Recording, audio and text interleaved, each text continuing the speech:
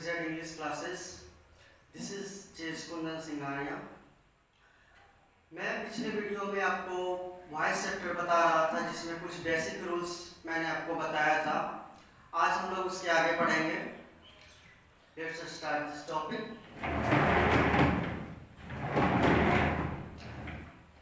Last class में मैं बताया था आप लोगों को रूल्स नंबर 7 था, जो बेसिक रूल्स थे उसके आगे का समझें जरा। बहुत ही इंपॉर्टेंट है ये रूल्स। इस रूल्स के अनुसार से आगे का क्वेश्चन बन पाएगा और ये बहुत ही इंपॉर्टेंट है। और जैसा कि मैं बताया था आप लोगों को वीडियो में कि जब थ्योरी खत्म हो जाएगा फिर आप कोई सा भी बुक से आप बनाएंगे तो कोई प्रॉब्लम नहीं आएगी। तो नेक्स्ट थ्योरी देखते हैं जरा। अगला थ्योरी है 8 नंबर, थ्योरी नंबर 8। सेंटेंसेस में सब्जेक्ट के रूप में, अगर सेंटेंसेस में सब्जेक्ट के रूप में रहेगा और यहाँ ध्यान से देखिए जरा, अगर सेंटेंसेस में सब्जेक्ट के रूप में रहेगा और someone, something, somebody, any, anyone, anybody, anything, one, none, no one, nobody, nothing, every, everyone, everything, everybody, ये सब अगर सब्जेक्ट के रूप में रहेगा तो बाय और ऑब्जेक्ट जो लिखते थे वो हम नहीं लिखेंगे, या फिर सामान्य सब्जेक्ट रहने पर हम बाय और ऑब्जेक्ट नहीं लिखेंगे। अब क्वेश्चन आता है कि यहाँ पर लिखा हुआ है कि सामान्य सब्जेक्ट। सामान्य सब्जेक्ट का मतलब क्या होता है? तो सामान्य सब्जेक्ट का मतलब होता है क्या कि जो जिससे रिलेटेड हो। जैसे कि अब बोला जाए क्या कि बिहार में लोग हिंदी बोलते हैं, सामान्य बात है, बिहार में तो लोग हिंदी बोलते ही हैं। अब महाराष्ट्र में मराठी बोली जाती है तो ये भी क्या है, सामान्य है। तो जो सामान्य सब्जेक्ट रहता है तो वहां पर हम बाय और ऑब्जेक्ट नहीं लिखते हैं। जैसे और एग्जांपल मैं दे सकता हूँ, जैसे कि पुलिस ने चोर को पकड़ लिया, तो चोर को कौन पकड़ते हैं? जनरली पुलिस ही है ना, इसलिए करके पुलिस यहाँ क्या सामान्य सब्जेक्ट हो गया, इसलिए करके बाय और ऑब्जेक्ट नहीं लिखते हैं। जैसे कि डॉक्टर ने मरीज की जांच की, तो मरीज का जांच कौन करते हैं? डॉक्टर करते हैं, इसलिए सामान्य सब्जेक्ट हो गया। और सामान्य सब्जेक्ट रहता है तो बाय और ऑब्जेक्ट हम नहीं लिखते हैं। जैसे कि फॉर एग्जांपल यहाँ ध्यान से समझेंगे आप लोग। जैसे कि लिखा हुआ समवन है जस्ट स्टोलन माय पेन लिखा हुआ है, तो वॉइस बनाने का आपको याद होगा, वॉइस बनाने के लिए 3 रूल्स ही बताया था मैंने आपको, ये बहुत इंपॉर्टेंट है। 3 रूल्स, जिसमें सबसे पहला होता है सब्जेक्ट को ऑब्जेक्ट और ऑब्जेक्ट को सब्जेक्ट करना। और ये इसमें सब्जेक्ट क्या है? तो समवन, और ऑब्जेक्ट क्या है यहाँ पर? My pen. तो पहला नियम सब्जेक्ट को ऑब्जेक्ट और ऑब्जेक्ट को सब्जेक्ट, तो यहाँ पर क्या हो जाएगा? My pen. दूसरा नियम है वर्ब को बदलना, और जैसे ही वर्ब को बदलने की बात आता है तो देखते हैं मेन वर्ब का रूप कि ये कौन सा रूप दिया गया है। तो ये कौन सा रूप दिया गया है? हैज लिखा हुआ, स्टोलन लिखा हुआ। मैं बताया था कल आपको, स्टोलन जैसे लिखा हुआ, अगर हैज के बाद अगर हमेशा जो होता है वो तीसरा रूप होता है, दूसरा रूप नहीं होता है। दूसरा तीसरा में अंतर कल होता है, तो ये तीसरा रूप है। तो पहले क्या सब्जेक्ट को ऑब्जेक्ट, ऑब्जेक्ट को सब्जेक्ट करना, तो यहाँ हो गया माय पेन। और हैज स्टोलन लिखा हुआ है, तीसरा रूप है, और तीसरा रूप में लगता है क्या? बीन। अब बीन के बाद फिर मेन वर्ब का तीसरा रूप, तो माय पेन, फिर क्या लिखेंगे? हैज, फिर क्या हो जाएगा? बीन, और ये क्या है? स्टोलन बाय, यहाँ पर क्या लिखा हुआ सब्जेक्ट के रूप में? समवन। और यहाँ देखिए समवन है तो बाय और ऑब्जेक्ट नहीं लिखेंगे।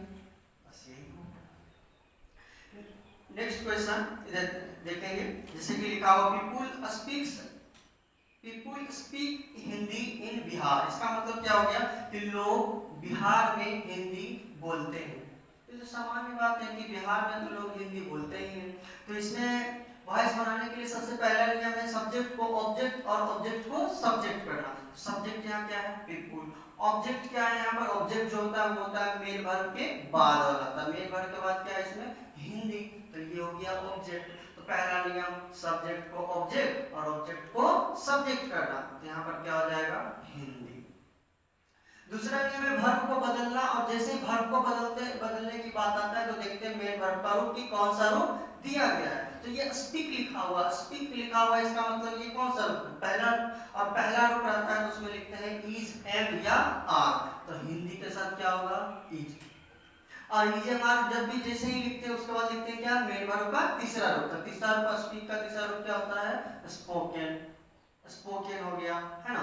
और ये पीपुल, यहाँ तो सामान्य बात हो गया कि लोग बिहार में हिंदी बोलते हैं, इसलिए सामान्य बात हो गया, इसलिए बाय और ऑब्जेक्ट नहीं लिखेंगे। अब जो बच गया वो लिख देंगे क्या, इन। आई होप कि आप लोग को यहाँ तक समझ में आया होगा। नेक्स्ट क्वेश्चन, एक और क्वेश्चन दिया गया है, no one has seen God, ऐसे लिखा हुआ है। तो सबसे पहला नियम हुआ इसका, सब्जेक्ट को ऑब्जेक्ट और ऑब्जेक्ट को सब्जेक्ट करना। तो यहाँ सब्जेक्ट क्या है, नो वन, और ऑब्जेक्ट क्या है यहाँ पर, गॉड। तो पहला नियम सब्जेक्ट को ऑब्जेक्ट और ऑब्जेक्ट को सब्जेक्ट, तो यहाँ पर क्या हो जाएगा, गॉड। दूसरा नियम है वर्ब को बदलना। जैसे ही वर्ब बदलने की बात आता है तो देखते हैं मेन वर्ब का रूप की कौन सा रूप दिया गया है वो। तो यहाँ हैज और सीन लिखा हुआ है, तो ये तीसरा रूप है, और तीसरा रूप में लिखते हैं बीन। तो यहाँ पर क्या हो जाएगा, गुड हैज, उसका फिर यहाँ पर लिखेंगे क्या चीज, बीन। अब बीन के बाद क्या लिखते हैं मेन वर्ब का तीसरा रूप। तीसरा रूप क्या है यहाँ पर, सीन।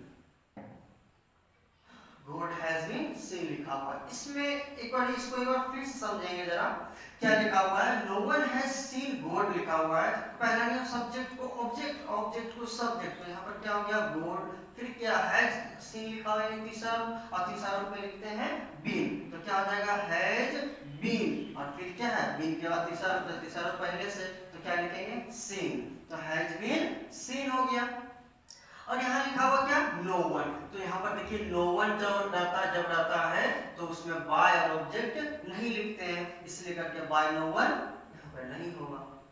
एक चीज और इसमें इंपॉर्टेंट है, इसमें एक चीज और क्या इंपॉर्टेंट है, यहाँ ध्यान से देखेंगे जरा कि एंड से जितने भी स्टार्ट होने वाले वर्ड है, जैसे no one, none, no one, nobody, nothing, यानी एन जिसमें लगा हुआ है, जो भी वर्ड है, no one, none, no one, nobody, nothing, इन चारों वर्ड में जो एन से स्टार्ट होता है वो निगेटिव होता है, और निगेटिव जब रहता है तो उसमें हम लोग ऐड करते हैं नोट। फिर से एक बार सुनेंगे जरा मैं क्या बोल रहा हूँ, कि ये नो वन है, क्योंकि नो वन है तो बाय ऑब्जेक्ट तो होगा ही नहीं, और साथ ही साथ क्या है कि एन से जब भी स्टार्ट होगा, याद रखेंगे कि जब भी एन से स्टार्ट होगा तो हम उसमें नोट लिख देंगे, जैसे कि none, no one, nobody, nothing। I hope कि आप लोग को यहाँ तक समझ में आया होगा। नेक्स्ट थ्योरी समझते हैं जरा। अगला थ्योरी है, सेंटेंसेस में अगर लिखा हुआ रहेगा will, would, shall, should, can, could, may, might, must, ought to, used to, dare, need, या फिर सिर्फ और सिर्फ टू रहे, कंडीशन अप्लाई कि ये सब जो भी रहे सेंटेंस में लिखा हुआ, इसके बाद हमेशा रहना चाहिए मेन वर्ब का पहला। ये रूल्स तभी फॉलो होगा जब इन सब के बाद रहेगा मेन वर्ब का पहला रूप। अगर इन सब के बाद मेन वर्ब का पहला रूप रहने पर हम अगर रहेगा, इसको बनाएंगे कैसे, तो उसमें जोड़ देंगे क्या चीज, बी ई, बी, और उसके बाद मेन वर्ब का तीसरा बी लिखते हैं, और बी के बाद मेन वर्ब का तीसरा। जरा एक एग्जांपल देखेंगे, आप लोग बिल्कुल तुरंत समझ जाइएगा। अमित विल टीच रितेश लिखा हुआ है, जिसमें सबसे पहला नियम जो होता है वॉइस जैसे बनाने के लिए की बात आता है, तो पहला नियम होता है सब्जेक्ट को ऑब्जेक्ट और ऑब्जेक्ट को सब्जेक्ट करना। इसमें सब्जेक्ट क्या है, अमित, ऑब्जेक्ट क्या है इसमें, रितेश। तो पहला नियम सब्जेक्ट को ऑब्जेक्ट और ऑब्जेक्ट को सब्जेक्ट, तो यहाँ पर हो जाएगा क्या चीज, रितेश। अच्छा ये क्या लिखा हुआ है, विल, और विल के बाद लिखा हुआ है टीच। तो विल लिखा हुआ है, तो देखिए यहाँ विल लिखा हुआ है, कंडीशन ये तभी फॉलो होगा जब इसके बाद मेन वर्ब का पहला रूप रहेगा तब। इसके बाद टीच लिखा हुआ है, टीच यानी मेन वर्ब का पहला रूप, यानी वर्ब का फर्स्ट फॉर्म है, यानी विल के बाद पहला रूप है, तो ये रूल्स तो फॉलो हो रहा है। जब इसके बाद पहला रूप रहेगा तो जोड़ देंगे बी और मेन वर्ब का तीसरा रूप, यहाँ पर लिख देंगे विल, और जोड़ना क्या है इसमें, बी, तो यहाँ बी लिख दिए। अब फिर मेन वर्ब का तीसरा रूप, टीच का तीसरा रूप क्या होता है, टाउट, टाउट हो गया। और फिर क्या लिखेंगे हम लोग, बाय, क्या हो गया। नेक्स्ट थ्योरी है आपका she can, sorry next question, she can speak English. तो जैसे वॉइस बनाने की बात आती है तो इसमें देखते हैं सबसे पहला नियम है सब्जेक्ट को ऑब्जेक्ट, ऑब्जेक्ट को सब्जेक्ट करना। सब्जेक्ट क्या है इसमें, सी, और क्या है, और ऑब्जेक्ट क्या है इसमें, इंग्लिश। पहला नियम सब्जेक्ट को ऑब्जेक्ट और ऑब्जेक्ट को सब्जेक्ट करना, यहाँ पर क्या हो जाएगा, इंग्लिश, इंग्लिश हो गया। फिर अगला दूसरा नियम होता है वर्ब को बदलना। और जैसे ही वर्ब को बदलने की बात आता है तो मेन वर्ब का रूप देखते हैं। यहाँ क्या लिखा हुआ, कैन स्पीक, तो यहाँ पर कैन लिखा हुआ है। और जैसे ही कैन आपको नजर आया तो ये रूल्स तो अलग रूल्स आ गया है ना, कैन है तो जैसे ही कैन आया ये रूल्स तभी फॉलो होगा जब इसके बाद पहला रूप रहेगा तब। तो देखिए कैन है और कैन के बाद स्पीक लिखा हुआ, तो स्पीक कौन सा रूप होता है, पहला रूप होता है, ये मेन वर्ब का पहला रूप है। तो जब कैन के बाद पहला रूप है तो इसमें जोड़ जाएंगे बी और मेन वर्ब का तीसरा रूप। तो क्या हो जाएगा, इंग्लिश कैन और फिर क्या यहाँ जोड़ेंगे बी और बी के बाद मेन वर्ब का तीसरा रूप। तीसरा रूप स्पीक का तीसरा रूप होता है स्पोकन। फिर क्या होगा बाय, सी का। आई होप इसको समझे होंगे, अगर नहीं समझे तो नेक्स्ट क्वेश्चन ध्यान से देखिए, बिल्कुल समझ में आएगा। अगला क्वेश्चन है Rohan is to write a letter. इसमें सबसे पहला नियम वॉइस बनाने का, सब्जेक्ट को ऑब्जेक्ट और ऑब्जेक्ट को सब्जेक्ट। सब्जेक्ट क्या है इसमें, रोहन, और ऑब्जेक्ट क्या है इसमें, अ लेटर। तो सब्जेक्ट को ऑब्जेक्ट, ऑब्जेक्ट को सब्जेक्ट करेंगे तो यहाँ पर क्या हो जाएगा, अ लेटर। दूसरा नियम है वर्ब को बदलना। वर्ब को बदलने की बात आता है तो देखते हैं इसमें क्या दिया गया है। यहाँ इज दिया गया, इज तो इन सब में से कुछ नहीं है, नहीं मिल रहा है। लेकिन एक चीज है, ये क्या है, टू। तो यहाँ टू लिखा हुआ है और टू है लिखा हुआ, तो इसके बाद कौन सा रूप रहना चाहिए, पहला रूप। तो इसके बाद पहला रूप, तो राइट तो पहला रूप है। फिर से इसको एक बार समझेंगे। इसमें इज लिखा हुआ है, इज तो इज है, मार वाजगर कुछ भी हो सकता है ना, तो इज है, लेकिन इसमें तो इज है नहीं। इसके बाद क्या है, टू। तो टू तो है, बिल्कुल है। और टू के बाद कौन सा रूप, पहला रूप रहना चाहिए। तो इसके बाद पहला रूप है, अच्छा पहला रूप है तो जोड़ेंगे बी और मेन वर्ब का तीसरा रूप। अ लेटर के साथ क्या होगा, इज, फिर क्या होगा टू, और टू के बाद जोड़ देंगे क्या चीज, बी। इसके बाद जोड़ देंगे बी और बी के बाद मेन वर्ब का तीसरा रूप। तो तीसरा रूप राइट का तीसरा रूप होता है रिटेन। रिटेन हो गया। फिर क्या लिखेंगे, बाय, और इसके जगह क्या होगा, Rohan, by Rohan. Next question,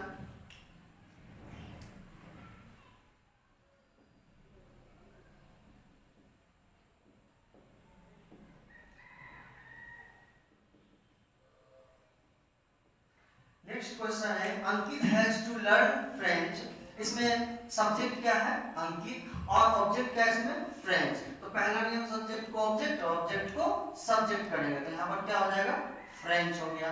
इसमें क्या लिखा हुआ है, हैज तो यहाँ पर कुछ है नहीं, हैज तो है नहीं यहाँ पर। इसके बाद क्या लिखा हुआ, टू, तो टू तो है, और टू के बाद कौन सा रूप रहना चाहिए, पहला रूप। और टू के बाद यहाँ पर लर्न लिखा हुआ, लर्न तो पहला रूप होता है। तो यहाँ पर जब टू के बाद पहला रूप है तो इसमें जोड़ेंगे बी और मेन वर्ब का तीसरा रूप। तो यहाँ पर क्या हो जाएगा, फ्रेंच हैज। और फिर क्या, टू, और टू के बाद जोड़ेंगे बी और बी के बाद तीसरा रूप। तीसरा रूप लर्न का तीसरा रूप होता है लर्न। फिर क्या होगा, बाय, और यहाँ पर इसके जगह ये चला जाएगा, यहाँ हो जाएगा अंकित। आई होप यहाँ तक आप लोग को समझ में आया होगा। इसके आगे के थ्योरी को हम लोग समझेंगे जरा। ये सब क्वेश्चन इंपॉर्टेंट, ये सब थ्योरी इंपॉर्टेंट थ्योरी है, ध्यान से देखेंगे। अगला नेक्स्ट थ्योरी है जो कि बहुत ही इजी है। अगला थ्योरी है, नोट में इसमें इसी में याद रखना, ये 9 नंबर थ्योरी का ही नोट है कि सेंटेंसेस में सब्जेक्ट के रूप में रहेगा देयर।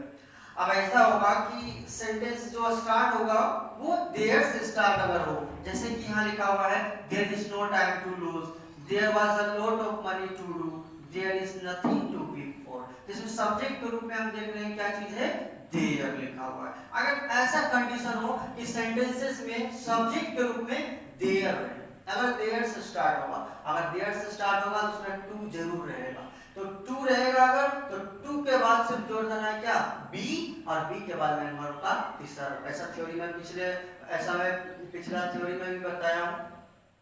टू है रहेगा, देयर से स्टार्ट होगा तो उसमें टू जरूर रहेगा, तो टू के बाद जोड़ना है बी और बी के बाद मेन वर्ब का तीसरा रूप। इसमें सब्जेक्ट का मतलब सब्जेक्ट को ऑब्जेक्ट, ऑब्जेक्ट को सब्जेक्ट, ऐसा कुछ भी रूल्स फॉलो नहीं करेंगे, सीधे चलेंगे। और टू के बाद सिर्फ बी और बी के बाद मेन वर्ब का तीसरा रूप लिख देंगे। एक बार फिर से मैं रिपीट कर रहा हूँ कि अगर सब्जेक्ट के रूप में देयर रहेगा, अगर देयर से स्टार्ट हुआ तो सीधे चलेंगे टू तक। प्रैक्टिकल देखेंगे जरा कि देयर से स्टार्ट होगा, सब्जेक्ट के रूप में रहेगा तो टू तो इसमें जरूर रहेगा, जैसे कि यहाँ टू लिखा हुआ तो टू तक जैसे है वैसे इसको लिख देना है। तो यहाँ पर क्या हो जाएगा, देयर इज नो टाइम, हो गया टू तक लिख दिए। अब जैसे टू लिखे इसके बाद बस जोड़ देना है क्या, बी। अब बी के बाद मेन वर्ब का तीसरा रूप लो इसका लोस्ट। बहुत इजी लग रहा है ये क्वेश्चन, ये थ्योरी। अब फिर से पढ़ते जरा, there was a lot of money to do लिखा हुआ है तो ये देयर से स्टार्ट है। जब देयर से स्टार्ट होता है तो सीधे चलते हैं और लिखते हैं कहां तक, टू तक। टू तक जैसे रहता है हूबहू वैसे इसको लिख देते हैं। तो क्या हो जाएगा यहाँ पर, there was a lot of money to. यहाँ तक तो कोई प्रॉब्लम नहीं होता होगा। और जैसे ही टू लिखे तो इसके बाद जोड़ देना बस क्या, बी। और बी के बाद मेन वर्ब का तीसरा रूप। अच्छा तो डू लिखा हुआ था, डू का तीसरा रूप क्या होता है, डू का तीसरा रूप done. Next question, there is nothing to be for. जैसे देयर से स्टार्ट है, टू लिखा हुआ है तो टू तक जैसे है वैसे इसको लिख देंगे। तो यहाँ पर क्या लिखेंगे, there is nothing, there is nothing to. To तक तो जैसे वैसे लिख दिए।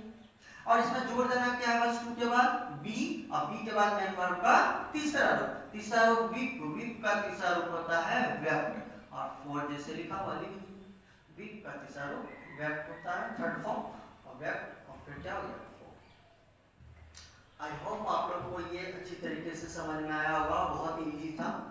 नेक्स्ट थ्योरी है इट्स से रिलेटेड, जो कि क्वेश्चन कंपटीशन में भी पूछा जाता है ये, और बहुत ही इंपॉर्टेंट है ये, ध्यान से देखेंगे। नोट सेकंड में याद रखेंगे कि सेंटेंसेस में अगर सब्जेक्ट के रूप में रहेगा it plus helping verb plus time plus to plus object रहने पर बनाएंगे कैसे, ईट फिर हेल्पिंग वर्ब फिर टाइम फिर फोर फिर ऑब्जेक्ट फिर टू फिर बी और मेन वर्ब का तीसरा वर्ब। ये आपको समझ में नहीं आया कि आखिर ये किस तरीके से यूज, ये किस तरीके, ये क्वेश्चन किस तरीके का, इसको प्रैक्टिकली बनाते हैं फिर आपको समझ में आ जाएगा बहुत अच्छी तरीके से।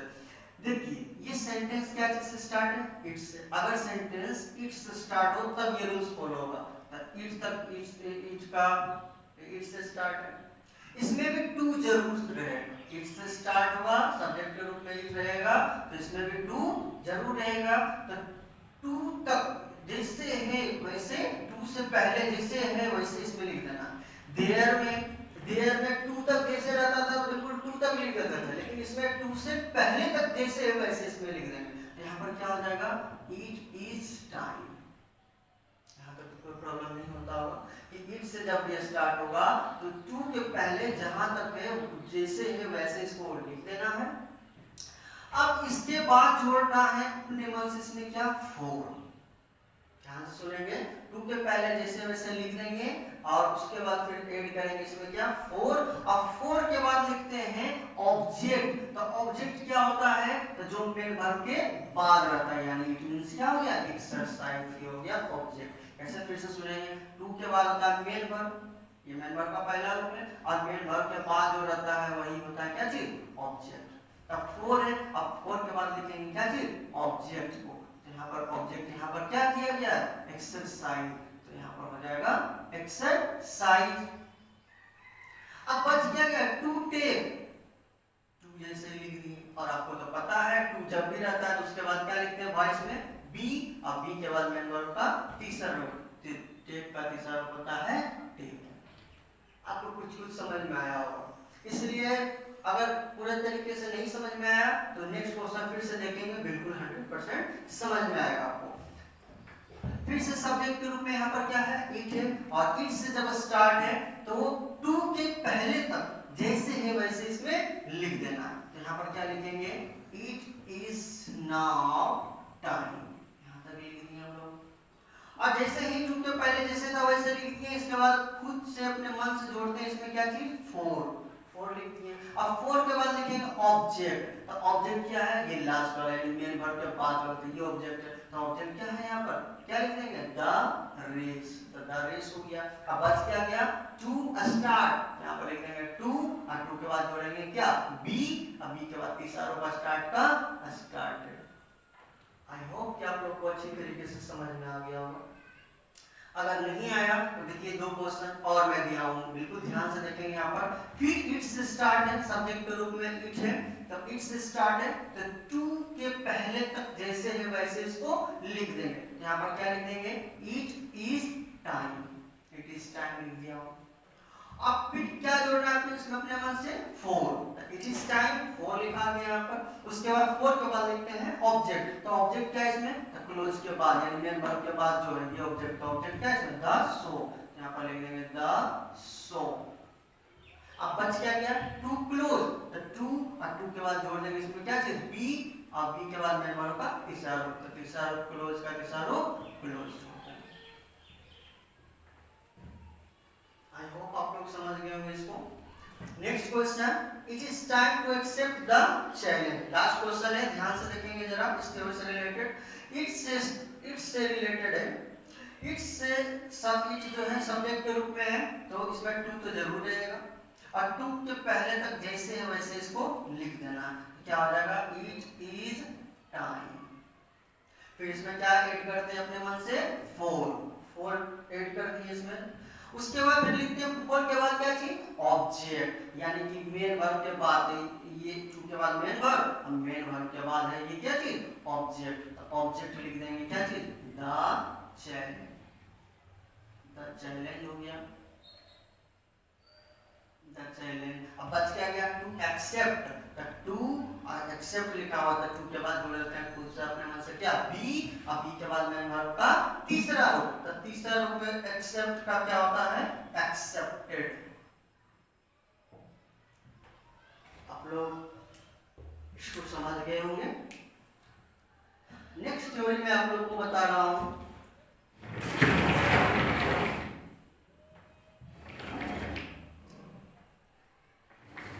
अगला थ्योरी अब आता है इंपरेटिव सेंटेंस। बहुत ही इंपॉर्टेंट है ये थ्योरी, ध्यान से देखेंगे जरा। इंपरेटिव सेंटेंस, अब सबसे पहले ये समझेंगे इंपरेटिव सेंटेंस होता क्या है। इंपरेटिव सेंटेंस कहते हैं आदेश, विनती या सलाह को। आदेश, विनती या सलाह का मतलब क्या हुआ, एक एक करके जरा समझेंगे। सबसे पहले जरा आदेश, आदेश को इंग्लिश में ऑर्डर कहते हैं। आदेश होता क्या है, तो आदेश जैसे कि हम बोल सकते हैं क्या, खड़ा हो जाओ, ये क्या चीज है, आदेश है। बाहर जाओ, ये क्या है, आदेश है। मेरे लिए एक गिलास पानी लेकर आओ, ये क्या, आदेश है ना, तो ये आदेश है। अगला आता है विनती। विनती का मतलब क्या होता है, जिसमें कि कृपया जुड़ा हुआ रहता है, प्लीज या काइंडली, जिसमें प्लीज या काइंडली लगा हुआ रहता है वो होता है विनती। से कृपया मेरी मदद कीजिए, इंग्लिश में बोलते हैं प्लीज हेल्प मी, है ना, या काइंडली हेल्प मी। सलाह, सलाह क्या होता है, एडवाइस। एडवाइस मतलब क्या होता है, किसी को सलाह देना, यानी अच्छी अच्छी बातों को बताना, जैसे मन लगाकर पढ़ो, समय पर स्कूल जाओ, ये क्या है, ये सब सलाह है। कठिन परिश्रम करो, ये क्या है, सलाह है। तो आदेश रहे, विनती रहे या सलाह रहे, उसको कहते हैं इंपरेटिव सेंटेंस कहते हैं, है ना। और इसमें अब इसको, इसका वॉइस कैसे बनाएंगे आखिर, इसका वॉइस बनाने के लिए समझेंगे जरा एक एक करके। आज मैं बता रहा हूं ऑर्डर। ऑर्डर रहने पर, अगर सेंटेंस में ऑर्डर रहेगा, ऑर्डर रहेगा, इसको बनाने के लिए करेंगे क्या, तो सबसे पहले लिखेंगे लेट, लेट के बाद ऑब्जेक्ट, ऑब्जेक्ट के बाद बी, और बी के बाद मेन वर्ब का तीसरा रूप, ये लिख करके हम लोग बनाते हैं। Let plus object plus B plus main verb का तीसरा रूप लिख करके बनाते हैं। जैसे लिखा हुआ डू दिस वर्क। अब कुछ लोगों को प्रॉब्लम आता है क्या सर, हिंदी में तो हम समझ जाते हैं कि वहां जाओ, ये आदेश हो गया, खड़ा हो जाओ आदेश है, मेरे लिए गिलास पानी लाओ आदेश है। इंग्लिश सेंटेंस में हम कैसे पहचानेंगे कि ये ऑर्डर में है या रिक्वेस्ट में है या एडवाइस में, तो एक एक करके समझिए जरा कि ऑर्डर में है, इसको हम कैसे पता करेंगे। बहुत ही इजी है। जैसा कि अभी तक हम पढ़ रहे थे, कोई सा भी सेंटेंस, कोई सा भी अभी तक जो भी हम पढ़ रहे थे सब में हम देखते थे क्या सब्जेक्ट ऑब्जेक्ट रहता था, इस तरीके से सब्जेक्ट मीनाक्षी रोहन इस तरीके से सब्जेक्ट रहता था या सब्जेक्ट और ऑब्जेक्ट रहता था, है ना। लेकिन क्या है कि ऑर्डर में इसको कैसे पता करेंगे, कैसे पहचानेंगे, तो आसान सा ट्रिकली है क्या कि सबसे शुरू में जो है वो सब्जेक्ट नहीं रहेगा, वो रहेगा मेन वर्ब का पहला रूप। अगर सबसे शुरू में मेन वर्ब का पहला रूप रह जाए तो वो होगा ऑर्डर में।